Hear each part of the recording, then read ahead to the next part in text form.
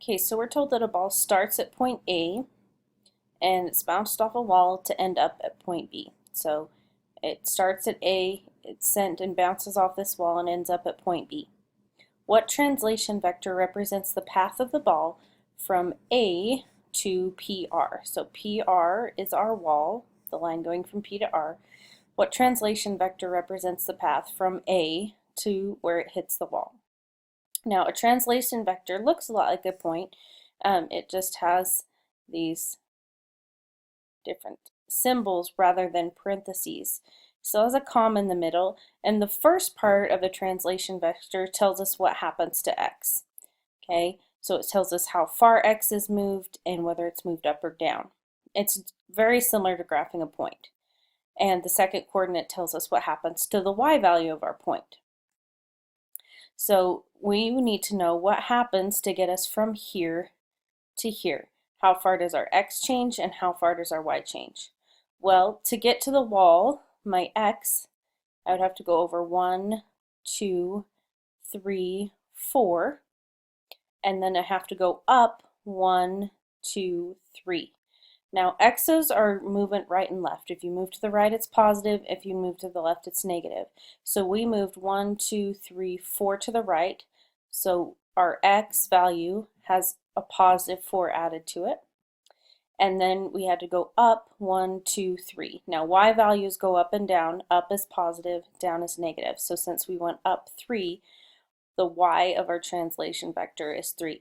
So what that means as the translation vector is that whatever the original point was, which happened to be at 2, 5, we would add 4 to the x and add 3 to the y, and that would give us our new point. The next thing we're asked is what translation vector represents the path of the ball from PR to B. So again, here's our wall, PR, and after it bounced off at this point here, sorry, my drawing's off a little bit, it ended up at point B. So again, we just need to find out what had to happen to this point to get it from here to here. What happened to x and what happened to y.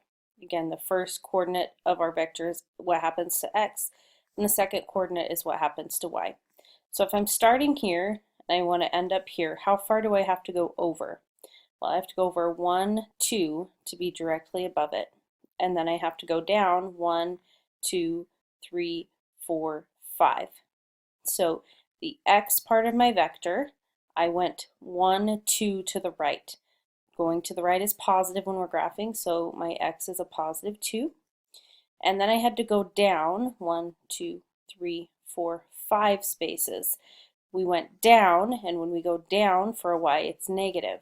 So negative 5. So this is the translation vector to get us from PR to the point we ended up at, point B. And again, if you take the point that we had here, which was the point 6, 8, and you add 2 to the x coordinate, that gives you 8. And if you subtract 5 from the y coordinate, that gives you 3. And notice that's exactly the point we ended up at. Okay, so the translation vector to get us there is 2, negative 5. All right, so now if we move on to the very last question, the last question says, what is the sum of the two vectors? So notice we had this one again. I'm going to have to do this. The first vector was 4, 3. And if we add to that the second vector, which was 2, negative 5, what is the sum going to be? Well, all we have to do is add these. So 2 plus 4 is 6 for my x coordinate, and 3 plus negative 5 is negative 2 for my y coordinate. So the sum of the two vectors is 6, negative 2. And notice if I wanted to go directly from A to B, I would go 1, 2, 3, 4, 5, 6 to the right, and down 1, 2. Okay, so if we just finding the vector going from starting to ending point is the same as adding these two vectors together.